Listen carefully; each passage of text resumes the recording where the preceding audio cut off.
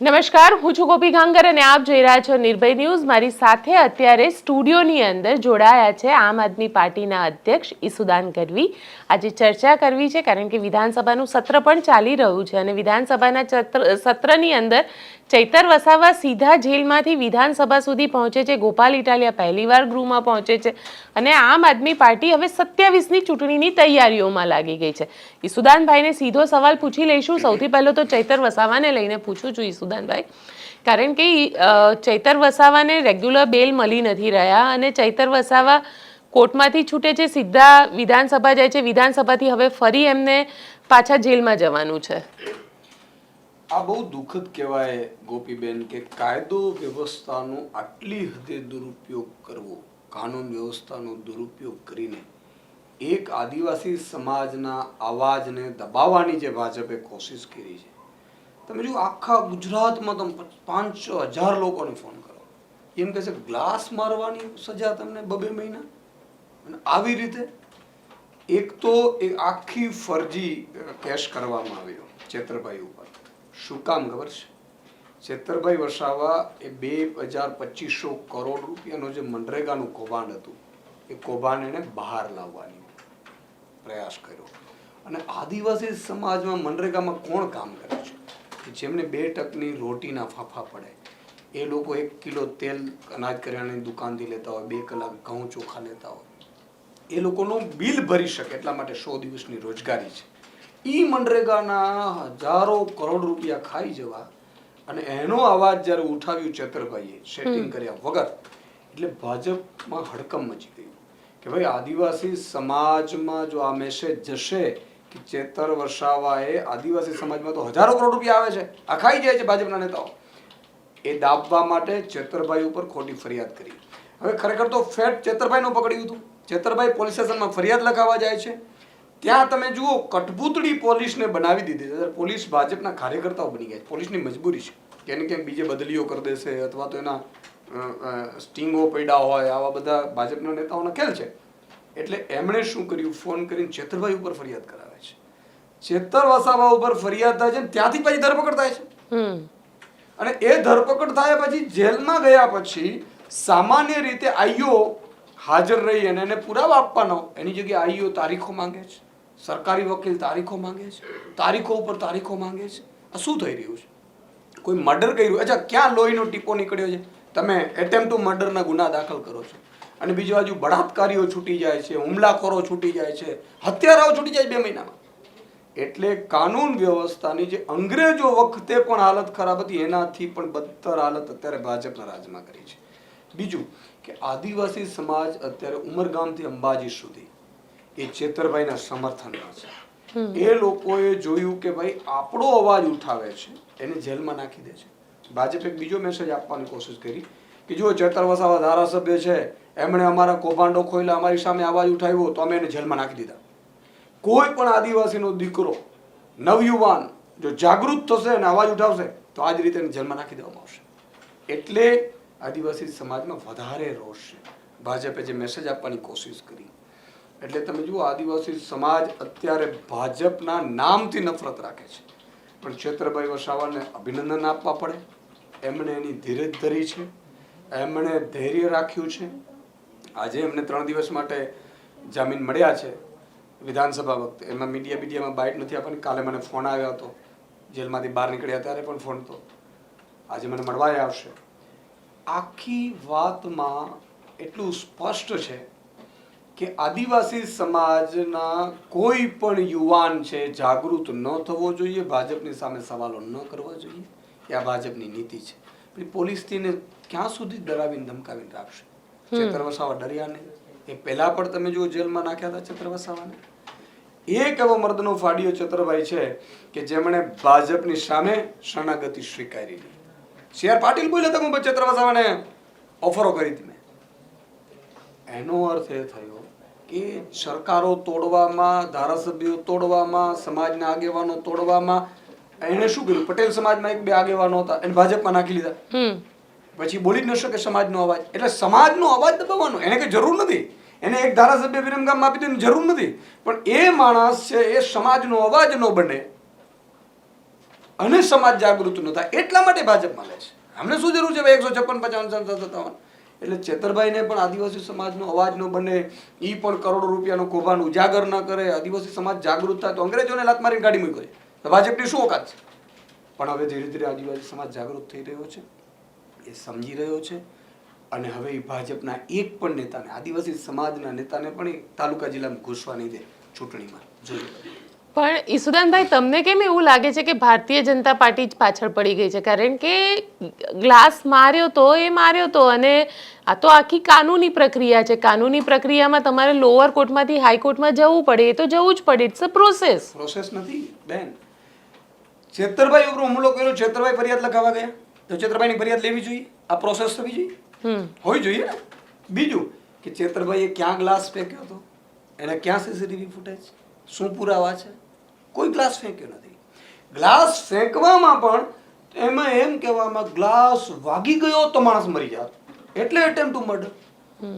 Attempt two murder તો તમારું માથું ફોડી નાખે ત્યારે થાય. તમારામાં લોહીની ધારા વહેતી હોય, એ દાખલ થાય, એ દાખલ થયા પછી તમને એટેમ્પ ટુ મર્ડરનો કેસ લાગે ને, એની પહેલા લગાડી દેવામાં આવે છે. એનાથી મોટી વાત એ થઈ ગયા પછી આયુ હાજર નથી, સરકારી વકીલ હાજર નથી. એ શું પ્રોસેસ? આ પ્રોસેસ નથી. આ ભાજપે અધિકારીઓ પર દબાણ લાવીને વધારેમાં વધારે જેલમાં રાખવાની, જેથી કરીને તૂટી જાય, ડરી જાય, એ પ્રોસેસનો ઉપયોગ કરે છે. પણ હવે જેલોથી ડરે એ આદિવાસી સમાજ નથી. આ પહેલા પણ ચેતરભાઈને કેટલા જેલમાં નાખ્યા છે. આ પહેલા પણ આમ આદમી પાર્ટીમાં નહોતા ત્યારે પણ એમને પાસા હેઠળ કાર્યવાહી કરી હતી આ લોકોએ, જ્યારે 19ની ચૂંટણી લડવાના હતા. એટલે બહુ ક્લિયર છે. આદિવાસી સમાજનો અવાજ ચેતર વસાવા કાલે બંધ કરી દે તો ભાજપને કોઈ તકલીફ નથી, કે ભાજપ જોઈન્ટ કરી દે તો ભાજપને કોઈ તકલીફ નથી. તો જેમ હિંમત બિસ્વાને મુખ્યમંત્રી બનાવ્યા, જેમ આમને ડેપ્યુટી સીએમ બનાવ્યા, એમ આમને પણ સાંસદ બનાવી દે. પણ એવી રીતે ભાજપના સાંસદ બનીને સમાજની ઘોર ખોદવી એ અમારી આમ આદમી પાર્ટીના સૈનિકોમાં છે ને, લોહીમાં નથી. અમે સામે લડીશું અને પ્રજાનો હક ભાજપમાંથી છીનવી, ભાજપે જે ભરડો ગુજરાતની જનતા ઉપર લીધો છે, અત્યાચારનો, બળાત્કારનો, લૂંટનો, ભ્રષ્ટાચારનો, એમાંથી છોડાવીને રહેવાના છીએ અને ઈશ્વર અમને મદદ કરે છે. તમે કહી રહ્યા છો કે એમાંથી અમે છોડાવીશું, પણ અહીંયા સવાલ એ ઊભો થાય છે કે આમ આદમી પાર્ટીમાં જ જ્યારે બધું સરખું ન ચાલતું હોય ત્યારે આમ આદમી પાર્ટી કઈ રીતે લોકોના પ્રશ્નને લઈને લડશે? મને તો આશ્ચર્ય થાય છે, આટલા લોકો અત્યારે આમ આદમી પાર્ટીના ગ્રાઉન્ડ ઉપર છે. આમ આદમી પાર્ટીનો એક નેતા રાત દિવસ કરીને ગુજરાતની જનતા માટે લડે છે. અમે એકબીજાનો સંઘર્ષ વહેંચીએ છીએ. અત્યારે આમ આદમી પાર્ટી જ એક એવી પાર્ટી છે, તમે વિચાર કરો, છેલ્લા 1 મહિનાની અંદર લગભગ 500 જેટલી જનસભાઓ ગુજરાત જોડો સમસભાઓ કરી. એમાંથી 10,000 લોકો ગ્રાઉન્ડ ઉપર ભાજપ, કોંગ્રેસ અને સામાજિક આગેવાનો અમારી સાથે જોડાયા. ઓફિશિયલી છે. 6 લાખથી વધુ લોકોએ મિસકોલ મારીને જોડાયા 1.5 મહિનામાં. એની સાથે આખા ગામ લોકો જોડાઈ રહ્યા છે.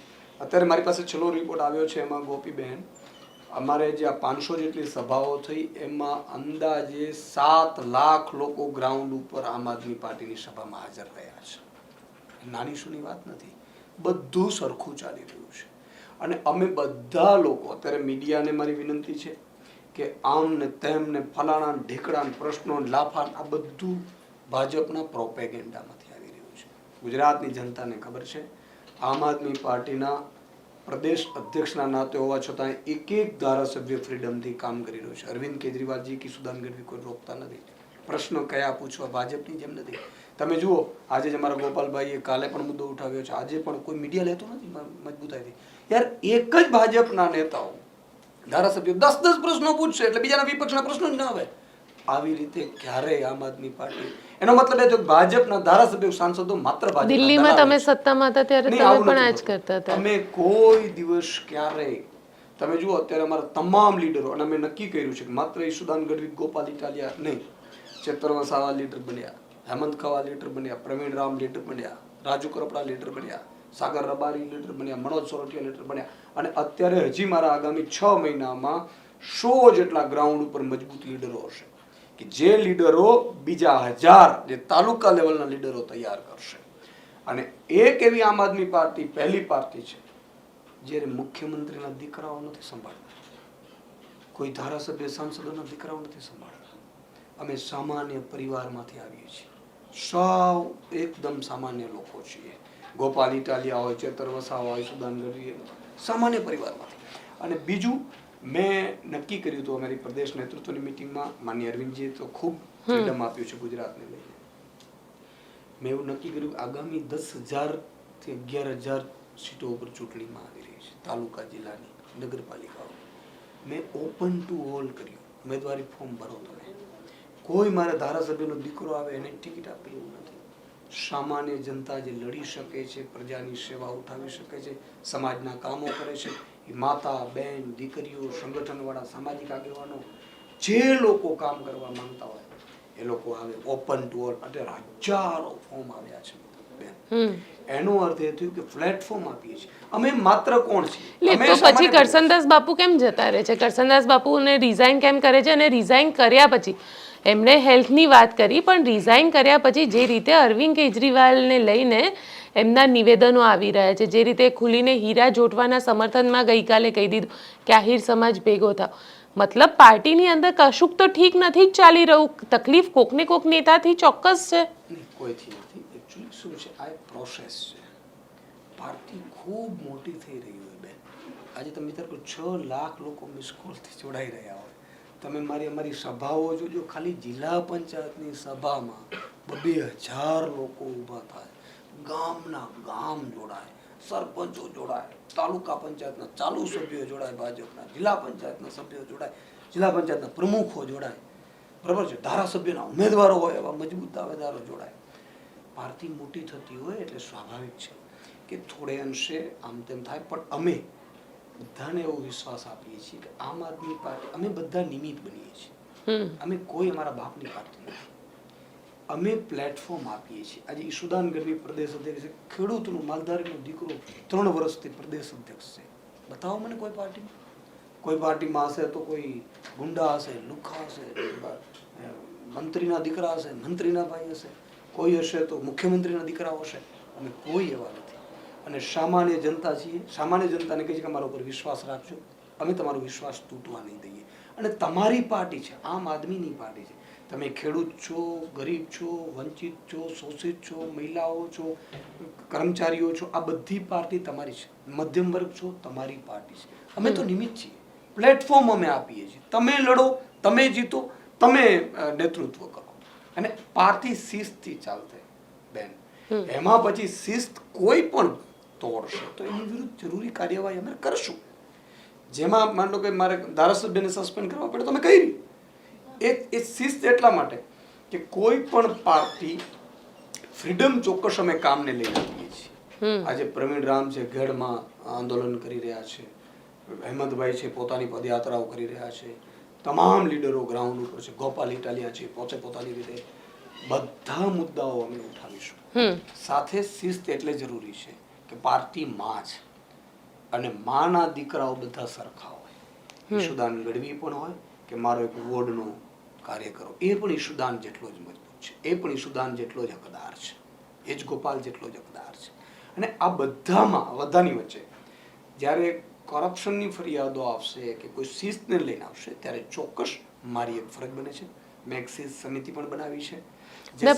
એટલે તો પણ તમે શિસ્ત સમિતિની ને આ બધી વાતો કરો છો, પણ તો કરસનદાસ ભાદરકાને લઈને શું કહેશો? કારણ કે જે અમારા સૂત્ર અને અમને જે માહિતી મળી છે એના પ્રમાણે વિસાવદરની ચૂંટણીની અંદર ગોપાલ ઇટાલિયા અને કરસનદાસ ભાદરકા વચ્ચે કંઈક તો થયું હતું જેના કારણે એમને પાર્ટી છોડી દીધી.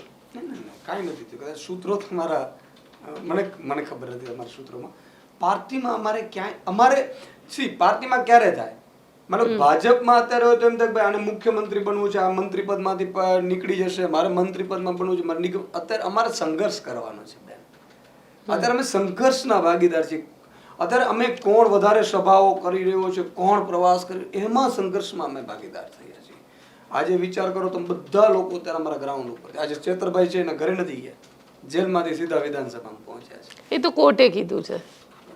કહેવાનો મતલબ એ છે, નહીં તો સભાઓમાં જાઓ. આજે ઈશુદાન ગઢવી 17 દિવસે અમદાવાદમાં એકવાર આવે છે, 15 દિવસે આવે છે. ગોપાલભાઈ છે અત્યારે સુરત, એ ફેમિલી હોય તો અત્યારે પોતે તો વિસાવદર રહે છે. બધું ત્યાગ કરીને ખૂબ અમે એમને એમ નથી મફતમાં મળતા, નથી મફતમાં મળતા, એને મૂલ ચૂકવવા પડતા. સંતને સંતપણા નથી મફતમાં મળતા. અમારે અત્યારે જે આમ આદમી પાર્ટીનો માહોલ ઊભો કર્યો છે ને, એના માટે અમે પ્રજાની વચ્ચે જીવ રેડ્યો છે, પ્રજામાં એક વિશ્વાસ જગાડ્યો છે, એક નવયુવાને વિશ્વાસ જગાડ્યો છે. અને માત્ર અમે મોટા લીડરો જ નહીં, તાલુકા જિલ્લાનો અમારો લીડર છે ને ગોપીબેન, એને લોકો ઉમ્મીદથી જુએ છે. અત્યારે એક કાર્યકર્તા પાસે જઈ અને પોતાની ફરિયાદો કરે છે. ઇવન ભાજપના નેતાઓ કહે છે કે સાહેબ આ ઉઠાવડાવજો ને, ઈશુદાનભાઈને કહેજો, ગોપાલભાઈને કહેજો. એનો અર્થ એ થયો કે અમે કંઈક અંશે પ્રજાનો વિશ્વાસ જીતવામાં સફળ ગયા છીએ. પણ હજી સફળતા તો ત્યારે આવશે જ્યારે ભ્રષ્ટ ભાજપના તંત્રને, ગુજરાતની જનતાને અજગર જેવો ભરડામાં સાંપડી લીધી છે, ડરાવીને, ધમકાવીને, કેટલાક નેતાઓની સીડીઓ બનાવીને, મેં સાંભળ્યું છે, ખબર નથી, સંતો મહંતોને ડરાવીને, જમીનો આપવામાં ડરાવીને, ગ્રાન્ટો આપવામાં ડરાવીને એ લોકોને કબજો કરી રાખ્યો છે. એ લોકો અંદરથી દુઃખી છે બધા. એને જ્યારે છોડાવીશું ને ત્યારે અમારી જાતને અમે સફળ માનીશું કે કંઈક ગુજરાતની જનતા માટે અમે કરી છૂટ્યા. કારણ કે ઈશુદાન ગઢવી પોતે ગઢવી સમાજમાંથી આવે છે, ગોપાલ ઇટાલિયા પાટીદાર સમાજમાંથી આવે છે, એટલે અને પાટીદાર સમાજનું પોતાનું એક અલગ વર્ચસ્વ છે. જે રીતે ગગજી સુતરિયા સાથેનો ગોપાલ ઇટાલિયાનો વિડીયો પણ સામે આવ્યો હતો, તમને શું લાગી રહ્યું છે આમ આદમી પાર્ટી 2027માં કોને પ્રોજેક્ટ કરશે મુખ્યમંત્રી પદના ચહેરા તરીકે? કે અમે બધા સમાજથી ઉપર, જ્ઞાતિ જાતિ ધર્મથી ઉપર રાજનીતિ, એટલે આમ આદમી પાર્ટીની રાજનીતિ, કામની રાજનીતિ. છેલ્લે તો તમે બી ટિકિટ તો સમાજને જોઈને જ આપો છો. મારી વાત સાંભળો બેન, કોઈ સમાજને જોઈને અમે નથી આપતા. એક દાખલો તમને મને દેખાડો. આજે તમે વિચાર કરો, આજે ઈશુદાન ગઢવી ખેડૂતોનો મસીહા કહે છે બધા ખેડૂતો, તો ખેડૂતો તમામ સમાજ છે ખેડૂતો. આજે ગરીબો છે, વંચિતો છે, જે લોકોને ન્યાય નથી મળતો એમના નેતા અમે છીએ. પછી કોઈ પણ સમાજ છે એ સમાજમાંથી આવીએ છીએ, આવશે તો બધા સમાજમાંથી, ગુજરાતી જ છીએ આપણે બધા. પણ તમે જુઓ કે દરેક સમાજના માંથી અમારી પાસે તમામ સમાજના, ખેડૂત સમાજ છે, મધ્યમ વર્ગ સમાજ છે, કર્મચારી સમાજ છે, શિક્ષક સમાજ છે, આઉટસોર્સિંગ કર્મચારી સમાજ છે. આ સમાજોને લઈને આમ આદમી પાર્ટી રાજનીતિમાં આવી છે. પણ એમાં જેટલા લીડરો ભાજપની સામે લડી શકે છે એ કોઈના કોઈ સમાજમાંથી તો આવતા જ હશે. માત્ર ગઢવી સમાજ કે માત્ર માલધારી સમાજ કે માત્ર ખેડૂત સમાજનું નેતા નથી. આજે ગુજરાતના શહેરોના વિઝન માટે પણ ઈશુદાનભાઈ પાસે વિઝન હશે, ગોપાલભાઈ પાસે વિઝન હશે. અને અમે બધા લોકો આખા ગુજરાતના તમામ વંચિતો, શોષિતો, જે સિસ્ટમના ભોગ બનેલા છે એના માટે લડવા નીકળેલા છે. અને તમામ જગ્યા ઉપર અમારે ક્યારેય જ્ઞાતિ જાતિની વાત નહીં આવે. અમે એક જ વાત કરીશું કે તમારું ભલું કરીશું, મારું શિક્ષણ સારું બનાવીશું. મારું સપનું હતું કે સરકાર આવી જાય આમ આદમી પાર્ટીની 2022માં તો અમદાવાદ, વડોદરા, સુરત, રાજકોટ, ભાવનગર, જામનગરમાં 100 સારી સ્કૂલ દર 3 કિલોમીટર ઇંગ્લિશ મીડિયમની DPSને ટક્કર મારે એવી બનાવવાની હતી. મોટો ખર્ચો નથી આમાં, પણ એ બની ગયો તો તમામ સમાજના દીકરા દીકરીઓ ભણી શકે, ફ્રીમાં ભણી શકે.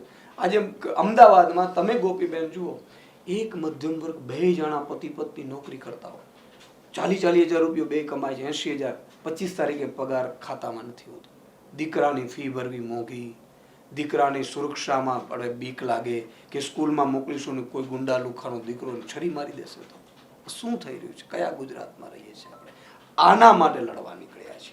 આજે કોઈ પણ તમે જુઓ, અહીંયા તમે બીમાર પડો અત્યારે એટલે તમને ચિંતા થાય કઈ હોસ્પિટલમાં જઈશ, મેડિક્લેમ નહીં હશે તો બધા તો મેડિક્લેમ લઈ નહીં શકે.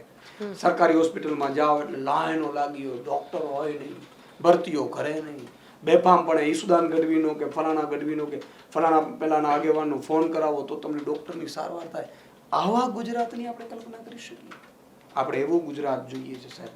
અમે હોઈએ ન હોઈએ, આજે નહીં તો કાલે, મરી તો બધાય જવાનું છે, પણ આપણું ગુજરાત એવું હોવું જોઈએ કે જ્યાં સિંગલ મધર રહેતી હોય, મા દીકરી, અને કોઈ પણ દીકરીની કોઈએ છેડતી કરી હોય, ઓનલાઈન એ ફરિયાદ કરે, એની સામે મંત્રીઓ અને બીજા દિવસનું સૂરજ ઉગે એની પહેલા એ મંત્રી જેલમાં હોય. વ્યવસ્થા આ લાવવાની, એને શું કામ આંદોલન કરવા પડે, એમણે શું કામ પોલીસ સ્ટેશને ધક્કા ખાવા પડે? આ વ્યવસ્થા લાવવાની છે.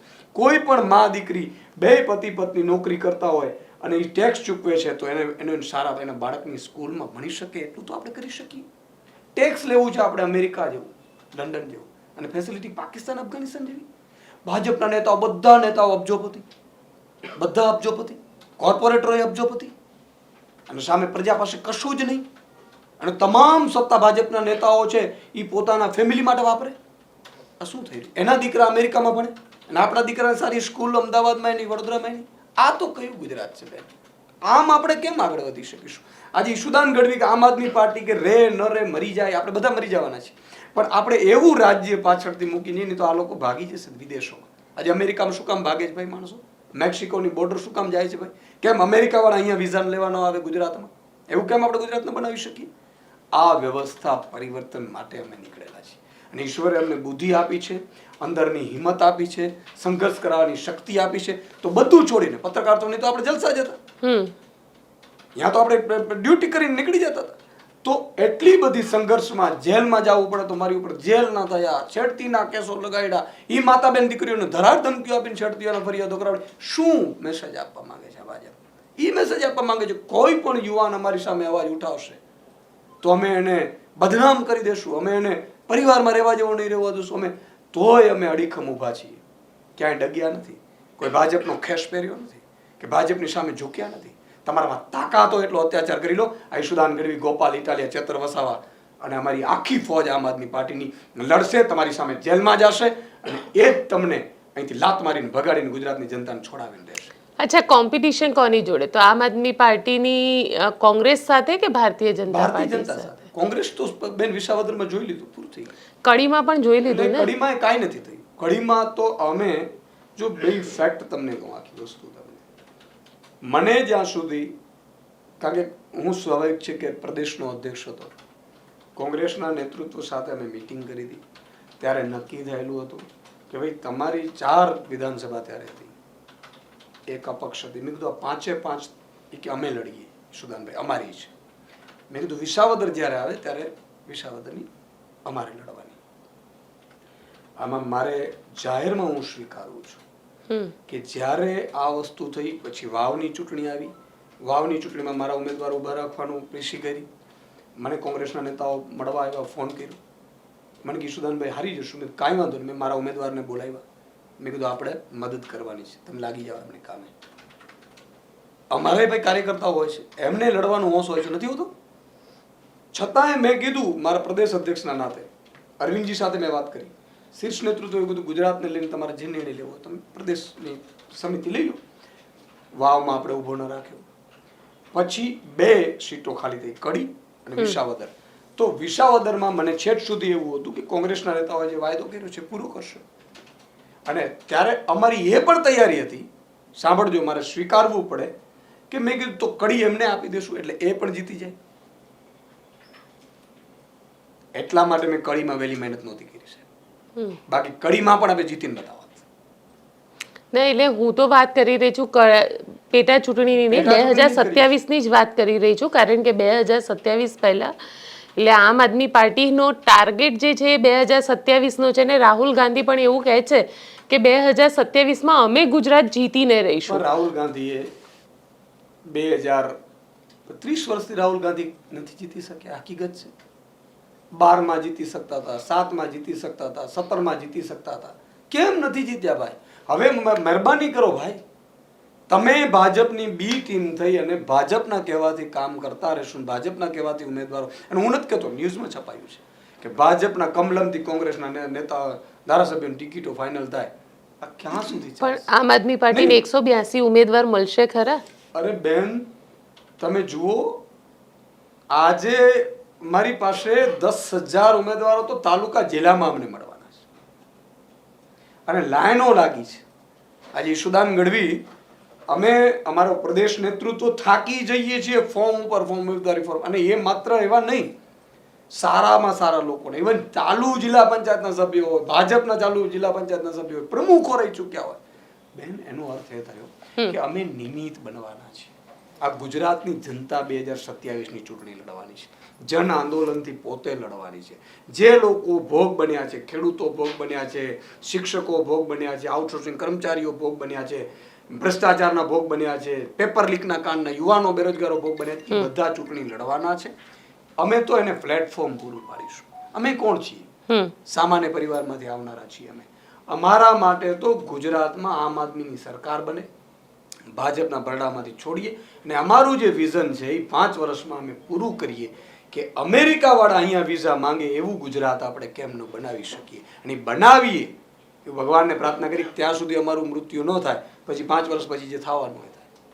પણ ઈસુદાનભાઈ, સવાલ એ છે, જે વસ્તુ તમે કહી રહ્યા છો એ વસ્તુ ક્યારેય સંભવ તો નથી જ, પણ છતાં તમને એક સવાલ એ પૂછી લઉં, કેમ કે જે રીતે ભારતીય જનતા પાર્ટી કામ કરે છે અને જે રીતે ભારતીય જનતા પાર્ટીનું સંગઠન કામ કરી રહ્યું છે, આમ આદમી પાર્ટીનું સંગઠન એ લેવલ ઉપર બી પહોંચે તો બી બહુ સારું છે 2027માં. તમે ભાજપે આપણા બધાને કેટલા બધા મોરલ ડાઉન કરી દીધા છે. આવું ગુજરાત નહીં બની શકે એવું આપણે પોતે સ્વીકારીએ છીએ. ઇવન પત્રકાર જે 30 વર્ષથી આપણે પત્રકાર ના, પણ વાસ્તવિકતા ખબર છે ને, વાસ્તવિકતા ખબર છે કે ભાઈ આ મોડેલ ભાજપના રાજમાં ન થઈ શકે. બેન, કેમ ન થઈ શકે? હું એમ કહું છું, કેમ ન થઈ શકે? ચાલો, આજે 100 સ્કૂલો અહીંયા અમારે બનાવી, અમદાવાદ, વડોદરા, સુરત, 100 સ્કૂલો 6 મહિનાની અંદર બની જાય. હું સ્કૂલની વાત નથી કરી રહી, હું અમેરિકાની વાત કરી રહી છું. અમેરિકા જેવું હું તમને એ જ કહું છું કે આજે ચીન છેલ્લા 10 વર્ષમાં આટલી પ્રગતિ કરી, કેમ ન કરી શકે ભાઈ ભારત? કેમ ગુજરાત ન કરી શકે? પણ સારા નેતાઓની જગ્યાએ આપણે હાજી કરનારાઓ અભણની સેના બેસાડી દીધી છે, જેને 8 પાસ હોય એ ડીજીપીને શું સૂચના આપી શકવાનો જ ભાઈ? અચ્છા, બીજું કે ઈમાનદારી તો જોઈએ. તમે એમ કહો છો ભાજપનું, એટલે આપણે પોતે નિરાશ થઈ જાય છે. હું ગુજરાતની જનતાને કહું છું, તમારા હું સંગઠનની વાત કરી રહી છું, કારણ કે પેજ પ્રમુખથી લઈને દરેક વસ્તુ એ લોકો પાસે છે. એના ઉપર આવું છું. પહેલા હું ગુજરાતની જનતાને કહેવા માંગુ છું કે તમારા હાથમાં સત્તા આવવાની છે. આમ આદમી, તમે રિક્ષાવાળા છો, ખેડૂત છો, ગરીબ છો, વંચિત, તમારી પોતાની પાર્ટી આવી ગઈ છે. તમારે તમારું નેતૃત્વ કરવું છે. ગામમાં સારા લોકો આવશે, નેતૃત્વ કરશે, ગામ આગળ વધશે. તમે જુઓ, આજે પણ કેટલાય સરપંચો સારા કામ કરે છે, ગામમાં મોડલ બન્યું છે. એવી રીતે તાલુકા, જિલ્લા અને રાજ્ય બની શકે. આમાં કઈ બે વાત નહીં.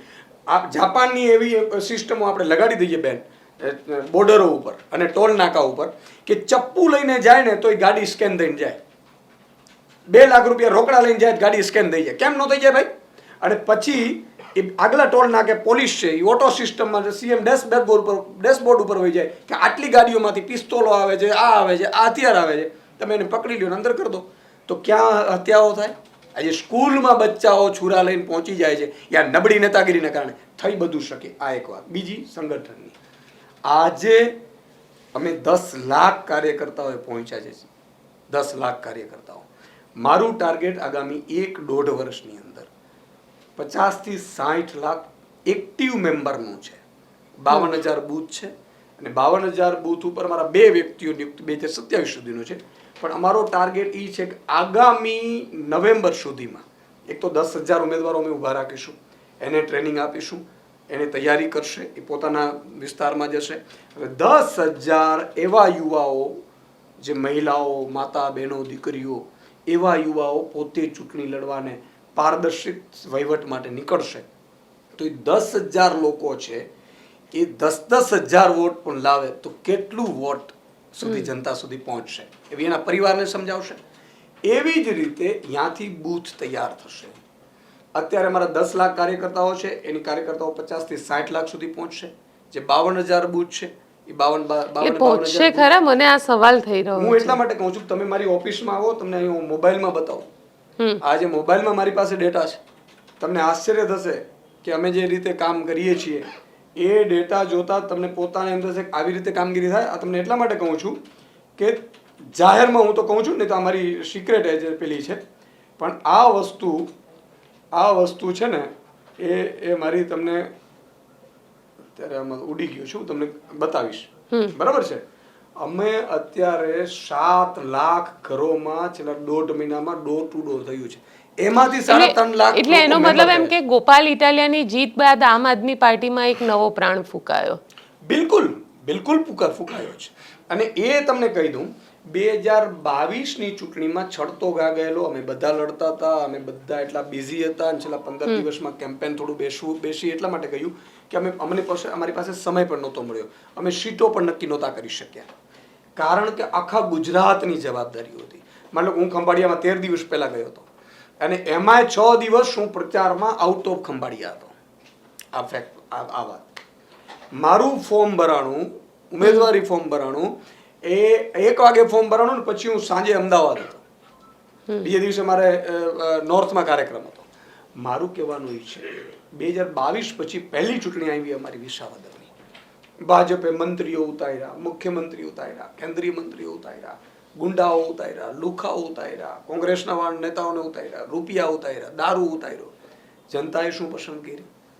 આમ આદમી પસંદ કરી. અને અમે ગોપાલ ઇટાલિયા જેવો મજબૂત નેતા શું કામ આપ્યો? કે મને પોતાને શરમ આવતી હતી. વિસાવદરમાં જે વ્યક્તિ ઉપર વિશ્વાસ કર્યો ઠેકડો મારીને વયો ગયો. વિસાવદરની જનતાનો વિશ્વાસઘાત કર્યો. મને 2 દિવસ ઊંઘ નહોતી આવી. મને એ નહોતી આવી ઊંઘ કે માણસ વયો ગયો પાર્ટીને કોઈ ફરક નથી પડવાનો. પાર્ટીમાં 50 નેતાઓ પણ જવું હોય નીકળી જાય ને તો પાર્ટીને ફરક અમે નહીં પડવા દઈએ. બેઠા છીએ અમે. ગુજરાતની જનતાનો અવાજ છે, ગુજરાતની જનતાનો અમારા ઉપર વિશ્વાસ છે. પણ મને ઊંઘ એટલા માટે નહોતી આવી કે વિસાવદરની જનતાને હું કયા મોઢું દેખાડીશ. ક્યાંય કોંગ્રેસની જેમ નીકળવા માંડ્યા. પછી અમે નક્કી કર્યું કે ભાઈ જાઓ. તમારા તો ઉમેશ મકવાણા પણ નીકળી ગયા. તો તમારા તો સુધીર વાઘાણી પણ હવે એવું કહે છે કે મારે ચૂંટણી નથી લડવી. મારી વાત તો સાંભળો બેન. હું તમને જે કહેવા માંગુ છું એ કહેવા માંગુ છું કે વિસાવદરની જનતાની વચ્ચે અમે ગયા. એમને કીધું કે અમે માફી માંગીએ છીએ. હું પોતે ગયો. મેં સમિતિ બનાવી છે મનોજ ચોરઠિયાની અધ્યક્ષતામાં. મહામંત્રી એ લોકો ગયા, જિલ્લા પંચાયત સીટ વાઇઝ મીટિંગ કરી કે તમે કહો. એમાં અલગ અલગ ઉમેદવારોના નામ આવ્યા હતા. સૌથી વધુ એ કે જાય નહીં એવો આપો. જાય નહીં હું ને ગોપાલભાઈ 2 જ હતા જેના ઉપર લોકો મોહર મારી રહ્યા હતા. મેં ગોપાલભાઈને તૈયાર કર્યા કે તમે અહીંથી લડો. તમારે લડવાનું છે, તમારે અવાજ બનવાનું છે, તમે આંદોલનકારી નેતા છો, ક્રાંતિકારી છો અને ઉતરી જવાનું છે. બીજે જ દિવસે ગોપાલભાઈને ત્યાં આપણે મેદાનમાં ઉતાર્યા. ચૂંટણી તો જાહેર થઈ મોડી. પ્રજાએ નક્કી કર્યું. પ્રજાને એવો વિશ્વાસ અપાય કે આ તો જાહેર નથી. તો કે ના, આ જાહેર નથી. મરી જાય તો ન જાય ને તો ઓકે તમને આપ્યા. તો અમારું તો એવું ઉદ્દેશ્ય હોય છે કે નીચેના વ્યક્તિઓને અમે અંદર જોઈને તો કોઈ ઝાંકી નથી શકવાનું. આ એક વાત. બીજી વાત તમે કીધી ઉમેશભાઈની. ઉમેશભાઈને અમે સસ્પેન્ડ એટલા માટે કરવું પડ્યું કે એમની વિરુદ્ધ ફરિયાદો અમને આવતી હતી. શિસ્તની પાર્ટી શિસ્ત બહુ અગત્યનું હોય છે. શિસ્તમાં રહેવું જોઈએ. પાર્ટી ફ્રીડમ આપે છે. મેં ક્યારે ઉમેશ મકવાણાને એવું નહોતું કીધું ભાઈ કયા કયા પ્રશ્ન પૂછે તમે પ્રદેશ અધ્યક્ષને કરો કે મીટિંગ લો. મેં નથી કોઈ નહીં. ના અરવિંદજીએ પૂછી, ના મારી પ્રદેશ સમિતિએ પૂછ્યું. ધારાસભ્ય મજબૂતાઈથી કામ કરે. જેની વિરુદ્ધ તમે જે કરવું હોય કરો. ફૂલ ફ્રીડમ સાથે પ્રજાની વચ્ચે રહો. પ્રજાની ફરિયાદ ના આવવી જોઈએ અને ભ્રષ્ટાચારની ફરિયાદ ના આવવી જોઈએ. આ વાત. ત્રીજી વાત, સુધીરભાઈ મજબૂતાઈથી અત્યારે અમારી સાથે ઊભા જ છે. સુધીરભાઈ નહીં લડે તો એ પોતાના વ્યક્તિને લડાવશે. પણ એનો અર્થ એ નથી કે સુધીરભાઈ પાર્ટી છોડે છે. અને હજી લડવા ન લડવાની તો બીજી વાર છે. 2027 તો ઘણી વાર છે, 2 વર્ષની વાર છે. એટલે અમે પોતે તૈયાર છીએ કમ્પ્લીટલી. અમારી સાથે જે ટીમમાં અત્યારે અમે મજબૂત છીએ અને અમે કાંઈ પણ નથી તો પ્રજાનો વિશ્વાસ જીતવામાં અમે કહીએ છીએ કે અમે ઉણા નહીં ઉતરીએ. તમે ચિંતા ના કરતા. પ્રજાને એવું કહીએ તમે વિશ્વાસ અમારી ઉપર રાખજો. ભાજપને 30 વર્ષ આપ્યા. 15 વર્ષે ગાડી બદલાવાનો ભાજપે કાયદો લાવી દીધો કે 15 વર્ષની રોડ ઉપર ગાડી તમે ચલાવો તો ખટારા ગાડી નુકસાન કરે. તો આ 30 વર્ષનો ખટારો નુકસાન નહીં કરતો હવે. કારણ કે એટલે ઈસુદાનભાઈ આમાં એવું છે કે ચર્ચા એવી થાય છે કે ક્યાંક આમ આદમી પાર્ટી અને આમ આદમી પાર્ટીના જે નેતાઓ છે અને એમાં પણ ખાસ કરીને ગોપાલ ઇટાલિયા છે. ગોપાલ ઇટાલિયા જે છે એનાથી ખુદ ઈસુદાન ગઢવી પણ ઇન્સિક્યોર છે. ના શેના ઇન્સિક્યોર? અમે લઈને શું આવ્યા છીએ? આજે ગોપાલ ઇટાલિયા ધારાસભ્ય બની ગયો. એને હિંમત કરી હતી ધારાસભ્ય બન્યો. ઈસુદાન ગઢવી પત્રકારમાંથી નીકળ્યો. આજે નહીં તો કાલે ધારાસભ્ય બનશે. નક્કી છે. અમારે ગુજરાતની જનતા માટે લડવા નીકળ્યા છે. અમારે કઈ જોતું હતું તો ભાજપ હતી જ. ગોપાલ ઇટાલિયા માટે છે, ઈસુદાન ગઢવી માટે પણ હતી, ચેતર વસાવા માટે પણ. અમારે એવી રીતે નથી જોતું સાહેબ. અમે ગુજરાતની જનતા માટે લડવા નીકળ્યા છીએ અને હું તો અહીંયા સુધીનું કહું છું કે અમે કહીએ જો ભાજપ અત્યારે કરી દે અથવા તો કરવા માંડે તો અમે આજે રાજીનામા આપીને રાજનીતિમાંથી નીકળી જઈએ. ગોપાલભાઈને કહી દઉં ભાઈ રાજીનામું આપીને નીકળી ચાલ ભાઈ. અમે અમારા મહત્વાકાંક્ષા માટે નથી આવ્યા. અને આ ભાજપ વાળા છેક સુધી 27 સુધી લાવશે. જ્યાં સુધી અમારી સરકાર નહીં આવે ત્યાં સુધી. વળી 15 દિવસે આવશે. નતો આવતો કોક જાય એટલે કે ભાઈ નહીં બેન આ બહુ વસ્તુ ખોટી છે. મીડિયા વાળાને ભાજપ પેલા પંપ મારે કે આમ આદમી પાર્ટીના 2 ધારાસભ્યો. મારા ધારાસભ્યો ખુલાસા આપીને થાય ગયા મારા વાળા મારે ક્યાંય નથી તો કે હેમંત ખવા આમ થઈ ગયા. અરે બિચારા મહેનત કરે છે, કરવા દો ને. તમે ભાજપના 162 ને પહોંચ્યા ક્યારે ભેગા બેઠા ભાઈ? ઈ કેટલા ઇન્સિક્યોર છે એને હું મળ્યું છે એમ કહું છું. એને માત્ર પ્રશ્ન ધારાસભ્ય વિધાનસભામાં પ્રશ્ન પૂછવા નથી દેતા. ભાજપ લખીને આપે કે આ જ પૂછવાનો છે, એ જ પૂછવાનું ને એ જ બોલવાનું. સાહેબ આવા ધારાસભ્ય બનીએ તો શું, ન બનીએ તો શું? તો મારું કહેવાનું એ છે કે અમારે વચ્ચે કોઈ કોમ્પિટિશન ક્યારે આજીવન નથી રહેવાની. એટલા માટે નથી રહેવાની કે અમારી પર્સનલી કોઈ મહત્વાકાંક્ષા છે જ નહીં. આજે ઈસુદાન ગઢવી રાજનીતિમાંથી 5 કામો ભાજપ કરી દે તો હું રાજનીતિમાં રાજીનામું આપી દઉં, સંન્યાસ લઈ લઉં, આજીવન સંન્યાસ લઈ લઉં. પણ ઈસુદાનભાઈ, સવાલ એ છે ને કે આમ આદમી પાર્ટીના નેતાઓ સત્તા ઉપર એકવાર પાવરમાં આવ્યા પછી પોતે ભ્રષ્ટાચાર નહીં કરે એની શું ગેરંટી? અને એનું જીવતું જાગતું ઉદાહરણ ગઈકાલે જે ગોપાલ ઇટાલિયાના સૌથી નજીકના જે લીગલ સેલના એમના વ્યક્તિ છે એ જ વ્યક્તિ ઇલીગલ ડોક્યુમેન્ટ સાથે પોલીસે પકડ્યા છે. હું જો એક વસ્તુ સમજજો તમે મારી વાત. અમે પોતે કોશિશ એવી કરીએ છીએ કે વ્યવસ્થા પરિવર્તન માટે લાવીએ છીએ. વ્યવસ્થા પરિવર્તન સારું આવે પછી અમે રાજનીતિમાંથી છોડી વયા જવાના. મારે કોઈ 75 વર્ષે એમ નથી કેવું મને મોકો હજી આપો. 75 વર્ષો તો માળા કરવાની, મનુષ્ય અવતાર વારંવાર નથી મળતો. પણ પ્રજા અમારી ઉપર આજે ઈસુદાન ગઢવી ઉપર આશા રાખી દે, ખેડૂતો, વંચિતો, ગરીબો કે ઈસુદાનભાઈ જેવો કંઈક નેતા આવશે તો અમારું ભલું કરશે, એટલે અમારે આવવું પડ્યું. આ એક વાત. હવે 5-25 કાર્યકર્તાઓ એવા પણ નીકળે કે જે કદાચ ખોટું કરે તો એને સજા થવી જોઈએ, અમે પોતે માનીએ છીએ. અને આ કોઈ ગોપાલભાઈના નજીકના વ્યક્તિ કે ઈસુદાનભાઈના નજીકના એવું ના હોય. આજે માનો કે અમે માસ લીડર છીએ, અમે જ્યાં જઈએ તો 25 ફોટા પડાવશે, 25 લોકો ભેગા આવશે, એકાદ એના ઘરે લઈ જશે, બની શકે, બધું બની શકે. પણ એનો અર્થ એ નથી કે આખી આમ આદમી પાર્ટીમાં ભ્રષ્ટાચાર. અરે ભાઈ, કોઈ ગુનેગારો તો એને જેલમાં નાખી દો ને. હું જ કહું છું, કાલે ઉઠીને અમારો મંત્રી પણ જો જે ખોટું કરશે તો એને જેલમાં નાખી દેવાના છે. આ વ્યવસ્થા કરવાની. મેં હમણાં શું કીધું કે એક સિંગલ મધર હોય, એ દીકરીને કંઈક કોઈ છેડતી કરી, એ માને આંદોલન કરવા પડે, એને ફરિયાદ લખાવા, લુખાઓ, ધમકીઓ આપે, બળાત્કારો કરે, પછી ધમકીઓ આપીને ફરીથી જેલમાંથી છૂટીને ફરીથી બળાત્કારો કરે. ભરૂચમાં થયું, તમે જુઓ. આવી વ્યવસ્થામાંથી તંગ આવી ચૂક્યો છું. હજી ઈસુદાન ગઢવી રડે છે રાત્રે કે આ વ્યવસ્થા, ભગવાન, આ કયા પાપ છે? તો ઈસુદાન ગઢવી વ્યવસ્થા કરશે કે માની લો કે હું સત્તામાં હોઈશ, મારો ભાઈ પણ અથવા અમારા મંત્રીમાંથી પણ કોઈ પણ વ્યક્તિ ગુનેગાર હશે ને તો એ ફરિયાદ ઓટો સિસ્ટમમાં લેવાશે અને બીજે દિવસે જેલમાં જશે. આ વ્યવસ્થા માટે આવ્યા છે. એક મુખ્યમંત્રીને 17 મંત્રીઓ નક્કી કરે કોઈ ઉદ્યોગપતિને 1 લાખ એકર જમીન આપી દો મફત ના ભાવે, તમારા બાપની છે. આ કાનૂન વ્યવસ્થા ફેરવવા માટે અમે આવ્યા છે. આવી કોઈ વ્યવસ્થાઓ નહીં, પ્રજાની સંપત્તિ તમે નહીં વેચી શકો ભાઈ. તમે પ્રધાનમંત્રીઓ કે મુખ્યમંત્રીઓ, અને કોઈ પણ ખેડૂતની તમે જમીન લો, મરજી પડે એવી રીતે પવનચક્કીઓ નાખી દેવામાં આવે, ગુંડા લુખાઓને કોન્ટ્રાક્ટો આપી દેવામાં આવે, ઊભા ભાગ તમે ઉખેડી નાખો, પોલીસ કલેક્ટર ગુંડાઓની મદદમાં આવે તો ગુલામ છીએ આપણે. આ વ્યવસ્થા પરિવર્તન માટે આવી ઈસુદાન ગઢવી, ગોપાલ ઇટાલિયન, ચેતર વસાવા આવ્યા છે કે અમારે શું કરવું છે એવી વ્યવસ્થા લાવીશું બેન કે તમારે ઉદ્યોગ નાખવું છે નાખો, જેની જમીન છે એને ભાગ રાખો, 10% ભાગ આપો. જેમ કંપની ફાયદો કરશે એમ મારો ખેડૂત પણ કમાતો જશે. શું વાંધો છે ભાઈ? રાખો ને તમે 1 લાખ એકર જમીન. પણ 1 લાખ એકર કોઈ મુખ્યમંત્રીને 500 કરોડ આપી દે, 5000 કરોડ ફંડ આપી દે એટલે મુખ્યમંત્રી 1 લાખ એકર જમીન આપી દે. કયા જન્મમાં તમે ભોગવશો? ભૂંડ થઈને પાછું આવવું પડશે. ઈશ્વર કર્મના સિદ્ધાંતમાં કોઈને છોડતો નથી. ભગવાન દશરથે ભોગવવું પડ્યું, ભગવાન રામના બાપે ભોગવવું પડ્યું હતું, રાઘવેન્દ્રના બાપે ભોગવવું પડ્યું હતું. તમે એનું છોડું છૂટવાના છીએ. હજારો કરોડની ભાજપના નેતાઓ સંપત્તિ બનાવીને કયા ભાવમાં ભોગવશો, ચૂકવવા આવશો? અચ્છા, ઈસુદાન ગઢવી પોતે ક્યાંથી ચૂંટણી લડશે તો આ વખતે? તો હજી તો બેન આવશે. એટલે ખંભાળિયાથી ફરીથી લડશો કે પછી બીજે ક્યાંકથી? હજી તો 2027 તો આવવા. 27 આવશે. અમે ચૂંટણી ચોક્કસ લડીશું. ચૂંટણી લડવા એટલા માટે, પ્રજાના માટે અમે ચૂંટણી લડવા જ આવ્યા છીએ. લડીને એનો અવાજ ઉઠાવવા માટે આવ્યા છીએ. અને 1 વાર હારીએ કે 2 વાર હારીએ એનાથી ઈસુદાન ગઢવી, ગોપાલ ઇટાલિયા કે અમે મનોજ સોરઠિયા અમારા નિરાશ નથી થવાના. અમે આ પ્રજા માટે ત્યાં સુધી લડતા રહેશું જ્યાં સુધી પ્રજાનો આત્મા નહીં જાગે, પ્રજા પોતે ઘરે ઘરે ઈસુદાન તૈયાર નહીં થાય, પોતે સ્વયંભૂ અવાજ ઉઠાવતા નહીં થાય, અને ગુજરાતની જનતાને ભાજપના ભરડામાંથી નહીં છોડાવીએ ત્યાં સુધી અમે લડતા રહેવાના છીએ. એટલે ચૂંટણીઓ લડીશું, ચોક્કસ લડીશું.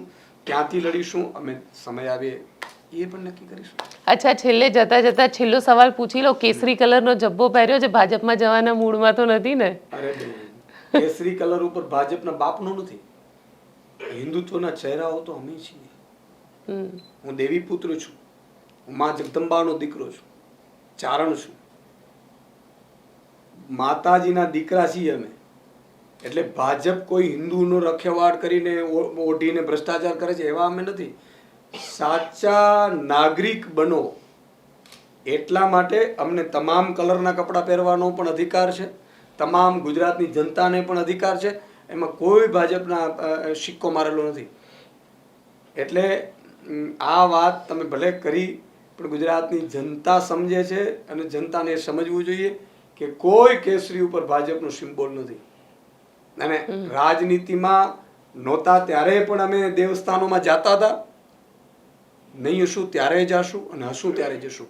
એમાં ભાજપની જેમ નકલી નથી. ભાજપ જ્યારે બોલે ને કે અમે મંદિરોની રખેવાળ કરીશું ત્યારે માનવાનું કે મંદિરો તોડવાનું નક્કી કર્યા. અને જુઓ, મંદિરોની 25,000 મંદિરોને ભાજપે નોટિસ પાઠવી છે. 2027માં મુદ્દો બનશે. તમારા બાપના મંદિરો નથી, મંદિરો અમારા લોહી પરસેવાથી તૈયાર છે, અમારા શ્રદ્ધાના મંદિરો છે. એક કાંકરી ભાજપ હટાવી લે પછી ભાજપ ભલે રાજ કરી શકે. અહીંયા તો આ સ્થિતિ એટલા માટે કહું છું, મારા ખંભાળિયામાં કામઈ માતાજીનું મંદિર હોય, અમે બનાવેલો છે. અહીંયા આઝાદી પહેલાનું મંદિર છે, ત્યાં એને ગેરકાયદેસર દેખાણું. જુંગીવાળા વાસરા દાદાનું મંદિર ગેરકાયદેસર દેખાણું, સોનલમાનું મંદિર ગેરકાયદેસર દેખાણું, ભગવાન રામનું મંદિર ગેરકાયદેસર દેખાણું, ભગવાન શિવનું મંદિર ગેરકાયદેસર દેખાણું. અને મજબૂત વાત તો અહીંયા છે કે ભાજપના 161 ધારાસભ્યોમાંથી કોઈના બાપની તાકાત નથી કે મંદિરો ઉપર નોટિસ કરીને બોલી શકે. સાહેબ, એટલા નમાલાઓ, આટલા સાંસદો, એટલા મંત્રી, મુખ્યમંત્રી આમ હી કરીને જુએ. આ મુખ્યમંત્રી આવા કે જ્યાં મંદિરો તૂટતા હોય, આસ્થાનું કેન્દ્ર તૂટતું હોય અને આ નાલાયકો હસતા હોય ઉપરથી. એને તંત્રને પણ મારે કહેવું છે કે એકદમ નોટિસ પાઠવતા પહેલા 100 વાર વિચારજો તમારા ભાજપના કેટલા ગેરકાયદેસર છે ને મારી પાસે લિસ્ટ છે, પહેલા ઈ તોડો. કમલમ કેટલા ગેરકાયદેસર ને મારી પાસે લિસ્ટ છે, પહેલા ઈ તોડો. હાલી નીકળ્યા જો આઝાદી પહેલા અમારા મંદિરોના અંતે. એટલે ભાજપ છે ને, ગાય માતાના નામે જુઓ, સૌથી વધુ ગાયના માંસનો નિકાસ ભાજપના રાજમાં થાય છે અને સૌથી વધુ ભાજપના નેતાઓ કરી રહ્યા છે. આ ગાંડ કાંડ બધા ગૌચરો વધારે સૌથી વધુ કોણે દબાવ્યા છે? ભાજપના નેતાઓ દબાવ્યા છે. આ લોકોને ધર્મની વાત કરવાનો અધિકાર પણ નથી. આપણું ધર્મ પડાય છે. જો કે જ્ઞાતિ જાતિ ધર્મની રાજનીતિથી ઉપર રાજનીતિ હોવી જોઈએ. જ્ઞાતિઓ શેના માટે છે? દીકરીની વ્યવહાર કરવા માટે હતા કે જેથી કરીને દીકરા કોઈ કુંવારા ન રહે. એટલે દીકરીના વ્યવહાર માટે જ્ઞાતિઓ થઈ. મતદાન માટે જ્ઞાતિ જાતિ ધર્મ છે જ નહીં. આ મારા બેટા ભણના દીકરાઓને કોઈ ઘરમાં ઘૂસવા નથી દેતું અત્યારે. એ ભાજપના નેતાઓ ઘરે જાય ને તો કોઈ ખાડાનો પૂછશે ને, કોઈ તમે જુઓ ભ્રષ્ટાચારનો પૂછશે ને, કોઈ બળાત્કારી નેતાને બચાવવા જેનું પૂછશે. એટલા માટે થઈને ધર્મની આડનું ઓળીને જાય છે કે અમે હિન્દુના રખેવાળ છે એમ કરીને ઘરે જાય. નહીં તો ઘરે કોઈ ઘૂસવા ન દે ભાજપના નેતાઓ. અને સાચા ભાજપના નેતાઓ અત્યારે પસ્તાઈ રહ્યા છે કે યાર કયા રાજ્યમાં અમે રહીએ. ભાજપના નેતાઓ મને હાથ જોડીને કહે છે કે સુદાનભાઈ તમે બધા હવે છોડાવજો. અમે તો ભૂલ કરી દીધી. કસમથી કહું છું કે ભાજપને કાઢતા પહેલા મરતા નહીં. આ સ્થિતિ ભાજપના અદના કાર્યકર્તાઓ, આગેવાન, લીડરો જે ટોપ પોઝિશનમાં હતા એ લોકો અમને કઈ રીતે લોકોના માઇન્ડસેટને કઈ રીતે બદલી શકશો? બિલકુલ આ વાત તમે બહુ સારી કરી. લોકોના માઇન્ડસેટ લોકોએ પોતાએ બદલવાના છે. અમે તો નિમિત્ત છીએ ગોપીબેન. અમે કોઈ એવા નથી કે જે હજારો કરોડની સંપત્તિ કરીને યુટિલાઇઝ કરી શકીએ. અમે કોઈ મુખ્યમંત્રીના દીકરા નથી. અમે સામાન્ય પરિવારમાંથી આવી છીએ. અમે લડી શકીશું તમારા માટે. તમારે રસ્તા ઉપર ઉતરે, માન લો કેમ પેપર ફૂટ્યા તો અમે કમલમમાં પહોંચી ગયા. ભલે અમારા ઉપર ફરિયાદો તો એ છેડતી નહીં થઈ. જે જેની તાકાત હોય 11 દિવસ 13 દિવસ જે જેલમાં રાખવાનું હોય અમે લડીશું. પણ તમે સિસ્ટમનો ભોગ બનો છો. આજે માન લો જે શિક્ષકોને લાઠીચાર્જ કર્યા સહાયકો ઉપર, એને માતા પિતાએ ભાજપનો પ્રચાર ન કરવો જોઈએ એટલી આત્મા એને જગાડવી જોઈએ. જેના હોસ્પિટલમાં સારવાર ન મળી, કોરોના હોય કે અત્યારે જેનો બાપ મૃત્યુ પામ્યો, એને દીકરાએ આજીવન ભાજપને મત ન આપવું જોઈએ એવો સંકલ્પ લેવો જોઈએ. એમ કરીને પોતાને હાથમાં જગાડવાની છે. ખેડૂતો ભાવ નથી મળતા, એપીએમસીમાં લાઈનો લાગે છે અને ભાજપના ગુંડાઓ લુખાઓ એને લૂંટ ચલાવે છે. એ ખેડૂતોએ સંકલ્પ લેવો જોઈએ હાથમાં પાણીની અંજલી લઈને કે આજથી ભાજપને મત આપે ભાજપના પેટમાં. આ વ્યવસ્થા આત્માઓ એને જગાડવી પડશે. અમે તો કોશિશ કરીએ છીએ, જાગો, કોશિશ કરતા રહેશું, ઘરે ઘરે જશું. પણ પ્રજાએ પોતે, માની લો કે ભાજપ શું કરે છે, મામાઓને મોકલે. મામાઓ એટલા માટે કે માની લો કે એને ખબર પડે કે આ ભાણીઓ છે એ મજબૂતાઈથી અત્યારે અવાજ ઉઠાવે છે ભાજપની સામે પડે છે. એટલે ભાજપનો પોતનો જો કાર્યકર્તા હોય ને, આગેવાન લીડર, ઈ મામો હોય. એ મામાને મોકલે તારા ભાણિયાને સમજાવી લે, આ ભાજપની સામે પડે છે, ભાજપની સામે વિડીયા બનાવે છે, નહીં તો પોલીસને આમ કરીશું ને, નહીં તો તારી ટિકિટ કાપી લેશું ને, એમ કરીને મામાને મોકલે. ત્યારે ભાણિયાએ સમજવાનો છે ભગવાન કૃષ્ણને યાદ કરવાના છે. ભગવાન કૃષ્ણ જ્યારે ધરતી ઉપર અત્યાચાર વધ્યો ને સગો મામો કરી રહ્યો હતો કંસ, અને સગા મામાનો નાશ કર્યો હતો, તો આજે ભાજપના હોદ્દેદારોના નાતે આવનારા મામાઓને તમારે ભગાડવાના છે કે મામા ચા પીવું હોય તો પી લે, જમ્યું હોય તો જમી લે. અને વિસાવદરની જનતાએ કર્યું, મેં જોયું છે. ઘણા લોકો જ્ઞાતિની તેતરો ઉતરી હતી ભાજપની, બધા લોકો. હું જાતો હતો પ્રચારમાં કે હમણાં મંત્રી આવ્યા હતા, એમ કહેતા હતા મારી આબરૂનો સવાલ છે. તો કે અહીંયા મંડળીઓ ખાઈ જાય ત્યારે તમારી આબરૂ નથી જતી. કહેવાનો મતલબ એ છે કે પ્રજાએ સ્વયંભૂ વિસાવદરવાળી કરવાની જરૂર છે, જાગૃત થવાની છે. લડીશું અમે. તમારા દીકરાને પેપર પૂછો તમે ના નીકળતા બહાર, અમે લડીશું, અમે જેલમાં જઈશું, અમે લાઠી ખાશું, ગોળી ખાશું, વિધાનસભામાં અમે ઉઠાવીશું. માન લો કે ખાતર નથી મળતું, ભાજપનો સંકલ્પ લો, ભાજપને આજથી મત નહીં આપો. નેનો બટકાવે છે, સંકલ્પ લો, આજથી ભાજપને મત નહીં આપીએ. તમને હોસ્પિટલ નથી મળતી, આજે મધ્યમ વર્ગ છે અમદાવાદના, તમે વિચાર કરો, તમારી દીકરી ભણતી હોય તમે ટેક્સે ચૂકવો. 1 લીટર પેટ્રોલ પુરાવો ને ગોપીબેન, એટલે 50 રૂપિયા તમે નરેન્દ્ર મોદીને જેને ટેક્સ ચૂકવો છો. એ શેના માટે ચૂકવો છો? સારી હોસ્પિટલ આપે, સારી સ્કૂલ આપે, સારી કાનૂન વ્યવસ્થા આપે, પોલીસ તમારી રક્ષણ કરે. અત્યારે શું થાય? એ કશું જ ન આપે. અને તમે 50,000 જ્યારે ફી ભરતા હો ને ત્યારે તમારે સંકલ્પ લેવો જોઈએ કે આજથી ભાજપને મત નથી આપવાનો. ત્યારે પ્રજા જાગૃત થશે, ત્યારે સત્તા પરિવર્તન આવશે. અને મને પૂરો વિશ્વાસ છે ગુજરાતની જનતા ઉપર કે ધીરે ધીરે જે સિસ્ટમનો ભોગ બનતી આવી છે એ જાગૃત થતી આવી છે. અને એટલે જ તમે જુઓ, 1-2 આખલા ઝઘડ્યા, એમાં એક દીકરી 10,000માં નોકરી કરતી હતી, રાત્રે 12 વાગે એને ઉઠાવે છે. કાનૂન ક્યાં કહે છે રાત્રે 12 વાગે ઉઠાવો? કાનૂનનો ભંગ ગૃહમંત્રીએ કર્યો. ગૃહમંત્રીની સૂચના વગર તો રાત્રે ઉઠી ન શકે. ગૃહમંત્રી પાછો વિધાનસભામાં બચાવ કરે છે, એનો અર્થ એ થયો ગૃહમંત્રી સૂચના આપી હતી. અને રાત્રે 12 વાગે ગૃહમંત્રી પોતાની પોલીસનો દુરુપયોગ કરી ને એક કુંવારી દીકરીનો સરઘસ કઢાવે. આનાથી નબળી નેતાગીરી કે નબળું સરકાર શું હોઈ શકે છે? એની કોઈ પણ દીકરી હોય છે, કોઈની પણ. આજે તમારી બેન પણ હોઈ શકે, મારી બેન પણ હોઈ શકે છે. તો આવી સરકારો કદાચ કરોડો રૂપિયા એક મત ના આપે ને તો એમાં મત ન અપાય. એટલે મારી વિનંતી છે ગુજરાતની જનતાને પોતે પોતાનો આત્મા જગાડે, પોતે સંઘર્ષ કરે, જુએ. સંઘર્ષ ન થતું તો વાંધો નહીં, મતદાનના દિવસે ભ્રમિત નહીં થાય. જો મતદાનના દિવસે પાકિસ્તાન આવશે ભાજપનો, આ પાકિસ્તાનને લાવશે. આ લોકો પાસે કોઈ મુદ્દા છે જ નહીં. વિડિયા આવશે, જૂના વિડિયા કાઢશે, AI વાળા વિડિયા કાઢશે, પાકિસ્તાન લાવશે. પણ પ્રજાને કહું છું, વિસાવદર વાળા જેટલા વિડિયા કાઢતા ને એમ કહેતા કે હાલતા થાવ, નીકળો. મત તો તમને બિલકુલ આપવા નથી થતા. એમ શહેરની પ્રજા કહે, અમદાવાદની પ્રજા જ્યારે કહેશે, રાજકોટની પ્રજા કહેશે, સુરતની પ્રજા કહેશે, જામનગર, ભાવનગરની, ગાંધીનગરની પ્રજા કહેશે, અને ગામડાથી પ્રજા કહેશે ને, પરિવર્તન તો ત્યારે આવશે. પણ એ પ્રજાએ પણ સ્વયંભૂ જાણવું ને જોવું જરૂરી છે. આજે ગોપાલ ઇટાલિયા વિધાનસભામાં ગયા તો તમે જુઓ, પહેલા જ ઝાટકે એને કૌભાંડો બહાર પાડ્યા કે આ તમે પ્રશ્નો પૂછો તો બધા એક ના, ડબલ 5-5, એટલે શું બીજાનો વારો જ ના આવે. હજી તો શરૂઆત છે. રોડ રસ્તાને લઈને વિરોધ થયો, આજે કપાસને લઈને વિરોધ કરશે.